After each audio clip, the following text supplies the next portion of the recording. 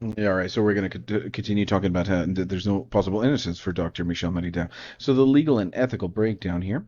There is no situation in which Dr. Michel Dow can claim innocence because under all possible scenarios, her actions involve either fraud, which is willful deception, or gross negligence, reckless ignorance of medical facts. Which I do not believe for a minute that it would be this one here. I think it would be fraud here. So scenario one. Willful deception, fraud, which is likely the case, right? Elements of fraud in this case. So, to establish fraud, one must demonstrate the following, right? False representation of material fact. Dr. Dow represents that birth control pills she prescribes only prevent conception by suppressing ovulation, when the pharmaceutical documentation itself states that these drugs also alter the endometrium, potentially preventing the implantation of an already conceived human being. Knowledge of the falsity. So the sign-ter. What does the sign-ter mean? Well, very, very important word here. We're going to see that right here. The sign-ter. The sign-ter is a legal term that refers to the intent or knowledge of wrongdoing. It is a mental state that indicates the person acted with a knowledge of the illegality or reckless disregard for the truth. So again, a sign-ter is indicates that a person acted with knowledge or with reckless disregard for the truth. Scienter is often required to establish liability in fraud cases and other legal contexts where intent is a crucial element. Right, so that is the scienter. So the scienter. Right, so the knowledge of the falsity, right, she's aware. So as a medical professional, Dr. Dow is expected to understand the full mechanism of actions of the drug she prescribes. If she deliberately omits the abortifacient potential when explaining these drugs to patients, this constitutes intentional deception. Intent to induce reliance. Right? By providing patients with misleading or incomplete information, she influences her decision making, their decision making. If I'll read this again. By providing patients with misleading or incomplete information, she influences their decision making. If patients would have refused the drug had they known the full truth, their decision was made under false pretenses. So the actual reliance by the patients. So the patient relies, and these are not patients; these are just customers. Again, so we're saying patient and a doctor, but this is not a doctor, nor is it a. It's just a customer and a sales lady. It's all it really is. Uh, so the patient relies on Dr. Dale's statements, trusting her medical expertise. And that's the problem, right? They will trust her as a doctor. Well, really, really, she's really not acting as a doctor, especially not there. There's no illness. What is the illness? Natural human fertility? I mean, what's going on here? Well, there's no diagnosis. What is the diagnosis? The life itself. The conceived, baby, right? The embryo will be conceived, right? The ovulation is not suppressed. The egg will meet with the sperm, and the new baby is born and subsequently killed at the later and healthy stage, a very natural stage of implantation when the baby will attempt to implant in the mother's womb. Unfortunately, the baby boy or the baby girl will die. Yeah. So and trusting her medical expertise, right? She wouldn't do this kind of thing. She absolutely wouldn't, dupe these women into believing that these are not that these will prevent the ovulation, that these are not abortifacients. She wouldn't do that. She's a good doctor and all this stuff. Certainly not. So that's not the case at all. She's not a good doctor at all. I don't believe that for a minute that she's acting, in the capacity of a doctor in that point in time. Maybe she was at some point in her career, but certainly not here. And so the um, damages occurred as a result. So if a patient unknowingly takes the drug and later discovers that it caused an embryonic death, they have suffered an irreparable loss, the wrongful death of their child, and could seek damages. Right. So the potential legal consequences for fraud, civil lawsuits for medical fraud, wrongful death or malpractice, revocation of a medical license for failure to adhere to informed consent standards. I believe the only reason she still has her license is because these people are unable to grasp the fact that these are abortifacients. And potential criminal charges under deceptive medical practices or consumer protection laws. So if Dr. Dow knew the full mechanism of the drug and continued to omit key details, then she is guilty of fraudulent misrepresentation at the very least.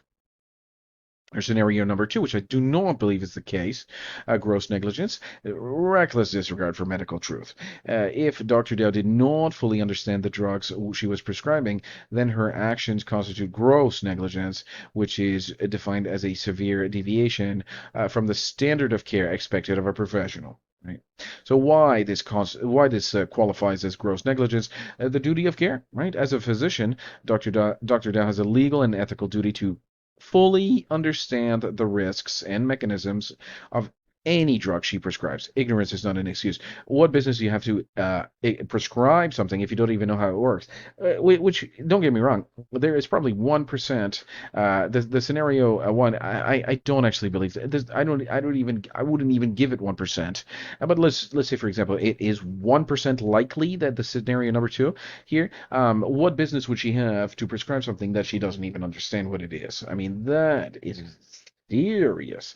But I don't actually believe that's the case here. But imagine, a doctor doesn't even understand what she's prescribing, right? Right.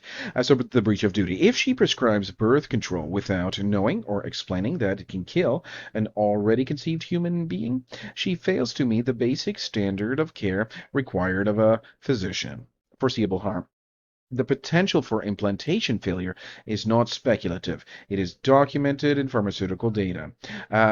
Competent physicians should be aware of this and should anticipate the ethical and medical consequences. Um, Actual harm occurred if at least one patient unknowingly lost a conceived child due to these drugs.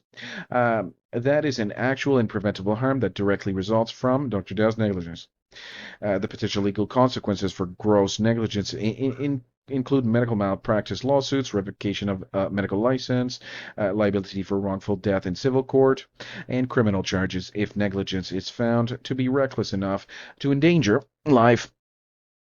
So at the very, very least, this girl's medical license should be revoked permanently, and there should never be any kind of chance for her to get it back. I mean, she's certainly not a doctor. I mean, that's I think we can establish that.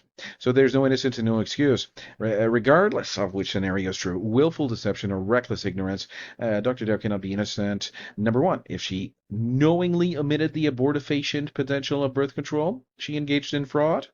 And number two, if she was unaware of the full mechanisms of the drugs she prescribed, she is guilty of gross negligence. Either way, she is responsible for harm and deception on a mass scale. There is no legal or ethical defense that absolves her. Again, one more time. So you and it established in basic literature of the pharmaceutical industry that this does not prevent the ovulation, right? There's no 100% surefire way to to that these pills will um, prevent ovulation 100% of the time. So then the baby is conceived, right? So the baby is conceived, and so it's a viable pregnancy. It's a healthy baby boy or baby girl, and then later at the very natural and healthy stage of development, which is implantation, then the baby will die. So this is an abortifacient, right? It's an abortifacient potential, and so basically, which one is it, right? Were you, prescribing something that you have no idea what it does? I mean, you're gonna that would probably be a good excuse. I mean, how do we know that she knows that it's an abortifacient? Well, because I mean, she was, that's her medical training and all this stuff. Maybe she forgot, or maybe she's just has amnesia, or I don't know what it could be, just dementia, or I don't know what it is, but it certainly is. Um, Very, very likely. I'd give it a tenth of a percent that the situation number two would be, the case. But let's think of how awful that would be. She's prescribing something she has no idea what it does. It's not an illness. I mean, natural human fertility is not an illness. It's what is the disease here? Is it the embryo? Is it the embryo that's the disease that she wants to cure by killing the embryo? Is that what's going on? But one can take an educated guess here that she knowingly, and we're going to read this again. Is she knowingly omitted the abortifacient potential of birth control? Right. So she willingly duped these women into taking these, and these women trusted her. There's a video that it clearly establishes that she played these women like a fiddle. Yeah, you can see my other video on that.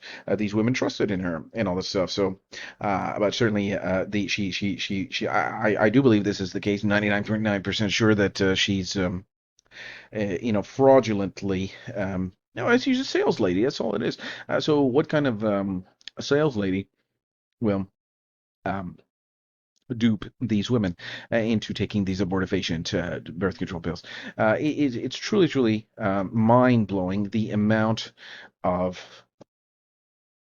guilt here. I mean, it certainly is a boatload of a culpability here going on here. So it's almost like and the more that I study into this matter, the more that the snowball keeps going down the rabbit hole there. Hopefully I can find something to that will I mean, this is going to stop. I mean, and that's the beautiful thing. And we made a video on this. This kind of nonsense here, it cannot continue on perpetually. It must stop, and this will end. This kind of nonsense will end in someday. And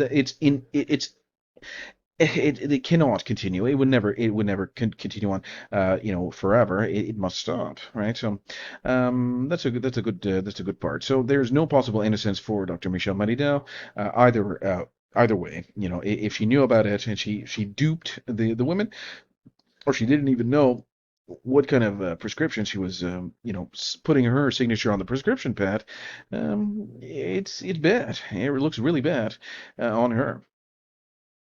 Thank you very much for tuning in. I'll see you guys in the next video.